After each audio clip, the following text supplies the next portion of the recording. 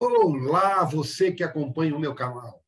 Antes da nossa entrevista de hoje, eu quero primeiro te agradecer por estar sempre aqui acompanhando o TV Saudades Entrevista. Agora, se você gostar do nosso trabalho, se você gostar da nossa entrevista, dá um like, faça um comentário, compartilhe as nossas entrevistas, faça pergunta, sim que é possível, eu vou responder. Se souber, eu respondo na hora, se não souber, eu vou buscar a resposta para te dar. E também se inscreva, porque se inscrevendo, você ajuda o canal a crescer, você ajuda a trazer melhor conteúdo para você e mais. Você recebe automaticamente a mensagem, a informação do novo conteúdo que acaba de chegar. Então, curte aí. Vamos agora à nossa próxima entrevista.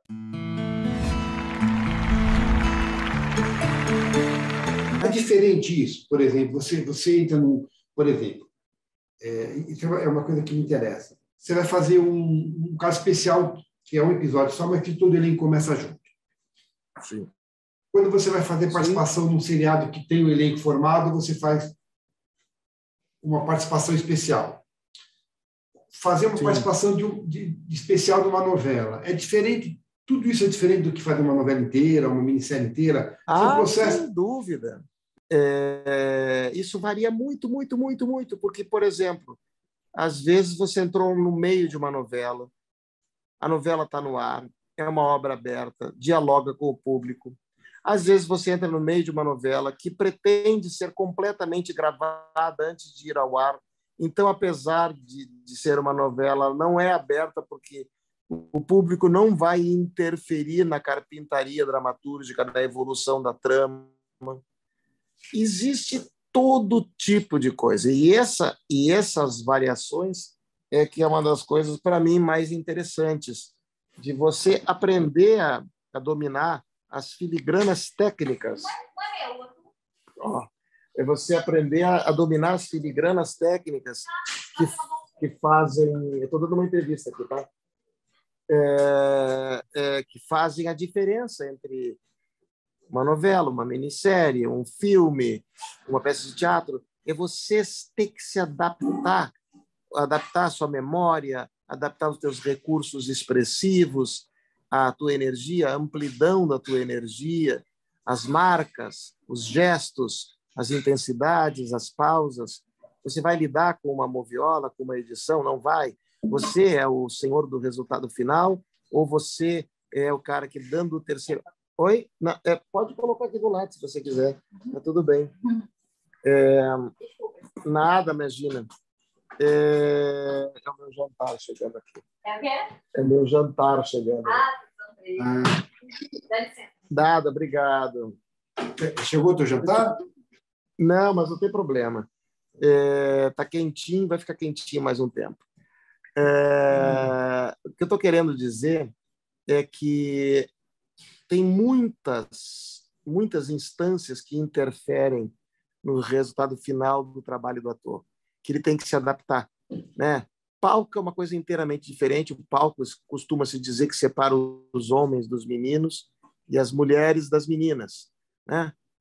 Por um outro lado, você aprender a trabalhar como ator num palco e depois aprender a diminuir a expansão dessa energia em cinema e TV é um pouco menos complicado do que o contrário, quando você aprende a fazer uma coisa em cinema e TV e depois é obrigado a expandir essa energia num palco. Até porque no palco não tem uma ilha de edição para dar ritmo, não tem um microfone boom correndo atrás de você, não tem o cara colocando um refletor na sua direção. Ou você está na luz ou você está fora. Ou você projeta a sua voz ou ninguém vai te ouvir. Ou você dá ritmo ou a peça fica chata. O teatro é o lugar onde o ator tem mais responsabilidade e poder sobre o resultado final que chega ao público. Ao passo que no cinema, na televisão, esse poder é menor. E existe toda uma gama de conhecimentos e de instâncias que o ator precisa aprender a abrir mão, a jogar, a dialogar com as outras instâncias, com o editor, com o fotógrafo, com o câmera, com o microfonista, com o boom. Enfim, Você tem que saber quando e quais instâncias você concentra e quais e quando você vai terceirizar essas instâncias. Agora, e no audiovisual, cinema e TV, você gosta de se ver? Depende muito, mas aquelas coisas que para mim são importantes, que eu revisto com muito carinho, é claro que eu tenho um prazer especial de rever isso e me aprofundar nessa até para eu pesquisar o que eu fiz, como eu poderia ter feito melhor.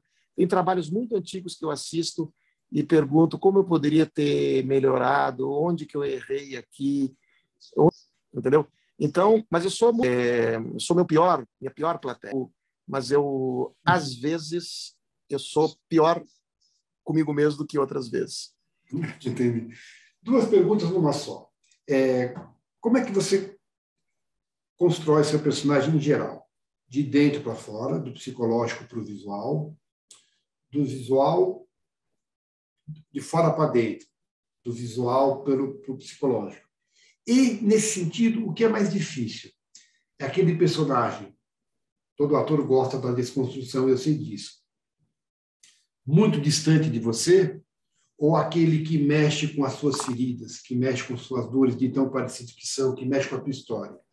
Essas duas coisas queria que você... Olha, eu gosto muito daquela história do paradoxo de Diderot, né? Que o ator consegue retratar melhor um personagem do qual ele é mais distanciado. Quando você, ao discutir as questões desse personagem, essas questões são muito mais do personagem do que suas. Então, você consegue discutir com mais isenção, vamos dizer assim, aquelas questões. Então, eu prefiro personagens cujas questões... Vou te dar um exemplo, um serial killer. Eu nunca matei ninguém, muito embora às vezes não me falte vontade, né? Mas eu não preciso matar ninguém para fazer um serial killer. Aliás, eu já fiz mais de um serial killer, tanto em teatro, quanto em cinema, quanto em televisão.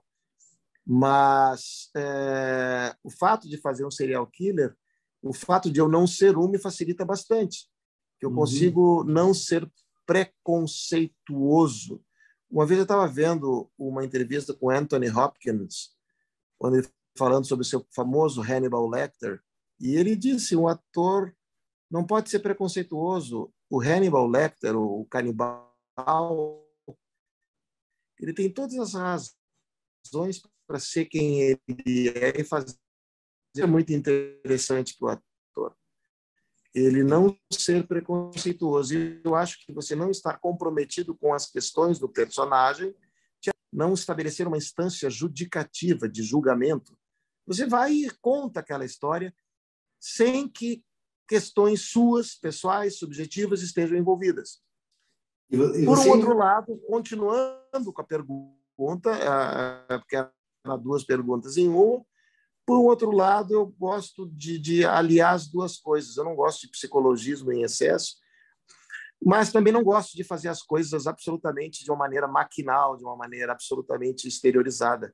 Eu acho que quando a gente aborda, especialmente os personagens mais profundos, mais ricos, mais interessantes de fazer, você mobiliza todas as suas instâncias psicológicas, emocionais, físicas, e faz uma grande salada naquilo para poder discutir aquele personagem com a profundidade, com a riqueza que ele merece.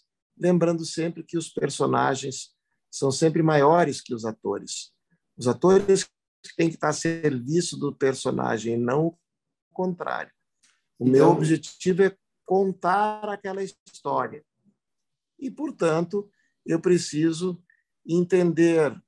Vou fazer Hamlet. O que o Hamlet quer? No fundo, vingar o pai e comer a mãe, o famoso complexo de Édipo em Hamlet, né? Só que, para fazer esse personagem de tamanha complexidade, eu preciso lançar mão de muitas instâncias de estudo, conhecimento, investigação. etc, etc, etc, etc, etc. Estou falando aqui o básico, assim, o óbvio, mas o que eu estou querendo dizer é que quanto mais complexo um personagem, mais instâncias ele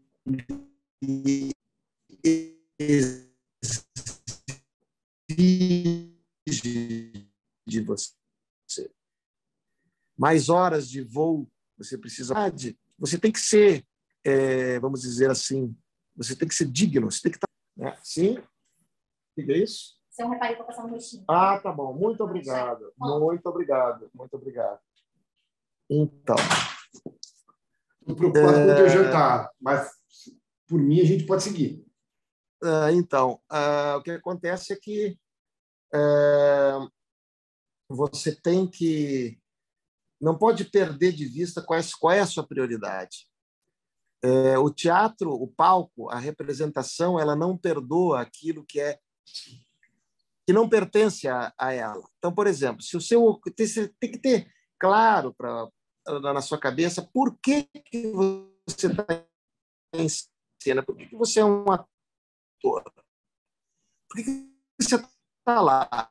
Você está lá para se exibir, para que as pessoas olhem para você ter um feedback de autoestima, para você satisfazer a sua vaidade, ou você está ali em cena para usar essa fragilidade primitiva do exibicionista infantil compulsivo e transformar essa fragilidade primitiva em desenvolvida, que exige uma capacidade de lapidação pessoal, profissional, imensa. Né? Então, eu estou querendo dizer que você tem que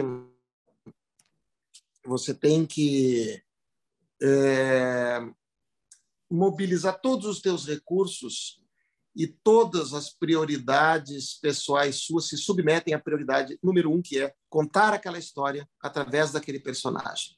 Todas as outras vaidades se submetem a isso.